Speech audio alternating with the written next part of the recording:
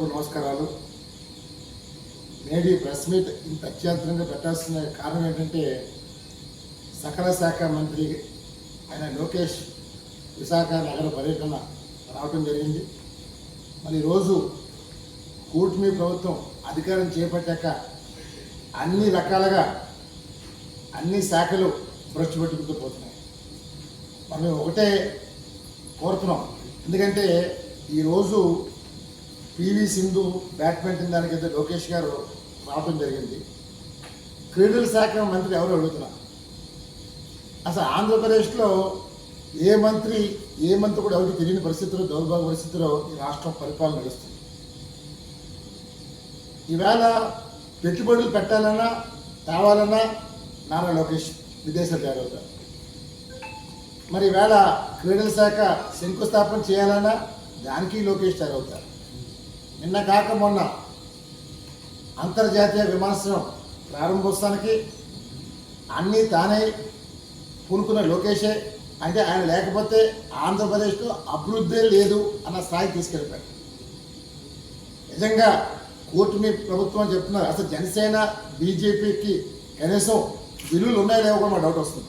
ఎందుకంటే ఈవేళ ఆయన విశాఖపట్నం పర్యటనలో ఎమ్మెల్యేలు గైర్హాజరు లేరు.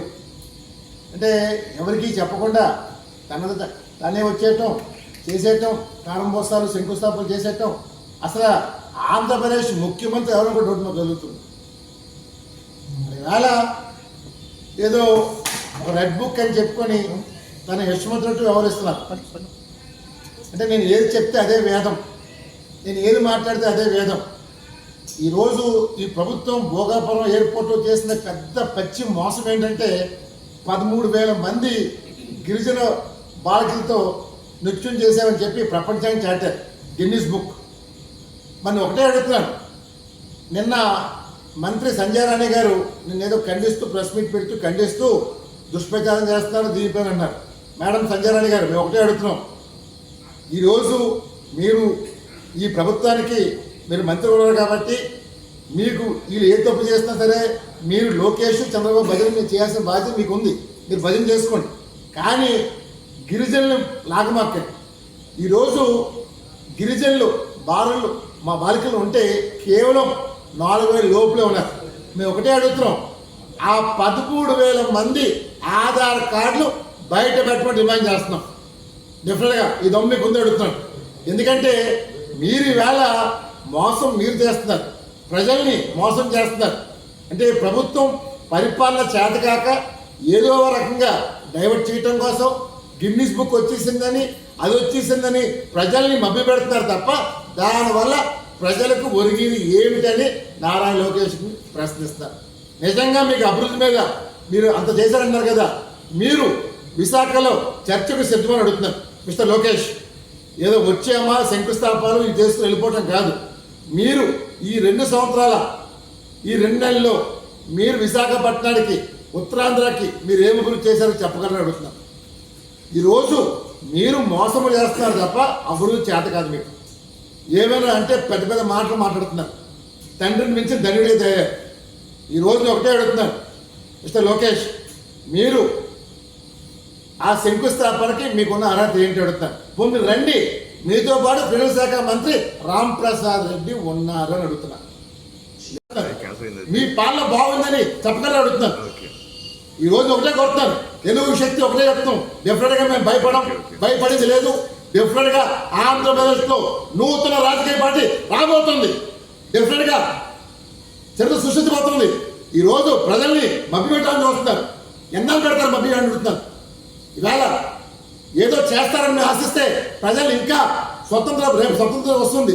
ఆగస్టు 15 80 స్వతంత్రం, 80 సంవత్సరాల స్వతంత్ర భారతదేశంలో ఇంకా ప్రజలు బాధ్యతలు పొందుతుంటే సిగ్గు లేదని అడుగుతాం ఈ ప్రభుత్వాన్ని. మీరేం చెప్పారు? మహిళలు లక్షాధికారి చేస్తారని చెప్పి చంద్రబాబు గతంలో చెప్పారు. ఎంతమంది చేశారు అడుగుతారు లక్షాధికారి? మీరు ఏం చేశారు అడుగుతున్నారు. దయచేసి ఒకటే కోరుతాను, తెలుగు శక్తి ప్రజలకు మంచియండి. ఎన్టీ రామారావు చెప్పినట్టు సమాజమే దేవాలయం, ప్రజలు అదే చెప్పారు. మీరేం చేస్తారు? మీరు దేవులుగా మారిపోయారు, ప్రజల్ని భక్తులు అనుకుంటున్నారు. పిచ్చుకోవడం మాకు అర్థం కావట్లేదు. ఇప్పటికైనా మీ మైండ్ సెట్ మారాలి. ఒకవేళ సంస్కారం రావాలి, ముఖ్యంగా రాజకీయ సంస్కారం రావాలి. కానీ లోకేష్ సీఎం అవుతాడు లేదో అని డెఫినెట్గా రేపు ప్రజల్లో రమ్మనండి, గెలవండి, అప్రమించండి. ఏదో దొడిదల సీఎం అయిపోయి చూస్తున్నాం, తప్పది. ఈవేళ ఎమ్మెల్యేలకి ముఖ్యంగా విశాఖపట్నంలో చూసుకుంటే విష్ణు కుమార్ రాజు గారికి వీలు మొబైల్ అడుగుతున్నాను. ఆయన ఎయిర్పోర్ట్ మీద పోరాటం చేశారు. ఈరోజు బీజేపీ ఫ్లోర్ లీడర్కి స్థానం లేదు, కానీ ఈరోజు ఏం చేస్తారు అడుగుతున్నాను. ఈరోజు మీరు విశాఖపట్నం వచ్చారు, జనసేన ఎమ్మెల్యే ఊర్లో ఉన్నారు అడుగుతున్నారు, వేరే అది ఎవరు చెప్పి వచ్చారు. ఈరోజు మీ యశ్వంత్ పెట్టుకుంటాం, వచ్చేట్టు వెళ్ళిపోతున్నారు. ఇవాళ ఎవరికి కూడా బీజేపీకి కానీ జనసేనకి కానీ సమన్వయం లేదు. ఇవాళ మీరు అనుకుంటారని, మీరు కాదు, ఇది ప్రజాస్వామ్యం. ప్రజలు తిరగబడితే మాత్రం తుక్కుతూ ఓడిపోతారు. మీకు నిజంగా దమ్ము ధైర్యం ఉంటే రేపు అక్టోబర్లో జీవీఎంసీ ఎన్నికలు పెట్టగలని అడుగుతున్నాను. పెడితే తెలిసిపోతుంది ప్రజలు ఎంత వ్యతిరేకిస్తారు విశాఖపట్నంలో. సో డెఫినెట్గా మేము ప్రభుత్వానికి తప్పు చేస్తే వేరే చూసి దారి పెట్టడం చూస్తాం తప్ప మేము విమర్శించాలి ముఖ్య ఉద్దేశం కాదు. కానీ వేళ లోకేష్ వల్ల ఆంధ్రప్రదేశ్కే చెడ్డ పేరు వస్తుంది. దయచేసి చంద్రబాబు నాయుడు గారు ఏ మంత్రి ఆ మంత్రి శాఖను పట్టేవని తప్ప దయచేసి ప్రతి దాంట్లోని సకల శాఖ మంత్రులాగా మీ కొడుకు దూరిపోతుంటే ఇది నవ్వుతున్నారు. ఈ అవమానం మీకుది. మీకంటే తెలుగు జాతికి ఒక ముఖ్యమంత్రిగా ఉన్నప్పుడు ఇలా తప్పులు చేస్తున్నప్పుడు సరిదిద్దుకోవాలి. అంతేకాని లోకేష్ లేకపోతే ఆంధ్రప్రదేశ్ లేదు అన్న ఒక బ్రాండ్ మీద తయారు చేస్తారు. డెఫినెట్గా లోకేష్ దమ్ముంటే నెక్స్ట్ టైం విశాఖపట్నంలో తెలుగు శక్తితో చట్టకు రాగలుగుతారు. ఇదే మేఘాలు పెడతాం. వేళ ఎంతకాలం మోసం చేస్తారు, మోసంగా బతుకుతున్నారు. మేము ఆత్మ కోసం పోరాడుతున్నాం. ఇవాళ తెలుగు జాతి ఆత్మ కోసం తెలుగు శక్తి ముందుకు వచ్చింది తప్ప మీలాగా ప్రజలు మోసం చేయడం మొప్పడం రాలే. ఒకటే చెప్తాను, పంచభూతాల్లో గాలి, నీరు, నిప్పు, ఆకాశం, భూమి మీద ఎవరో ప్రతి పేద బడుగు కూడు, గూడు, విద్య, ఆరోగ్య, ఉపాధి ఏదో కోరుకుంటున్నారు. అంతేకాని ఇవి ఇవ్వలేని ప్రభుత్వాలు ఉన్నా ఒకటే లేకపోయినా ఒకటే. డెఫినెట్గా మారకపోతే మాత్రం తెలుగు శక్తి యుద్ధానికి సిద్ధం కాబోతుంది. డెఫినెట్గా రేపు జీవీఎంసీ ఎన్నికల్లో తెలుగు శక్తి పౌరుషం చాటంలో చేస్తాను. జై హింద్.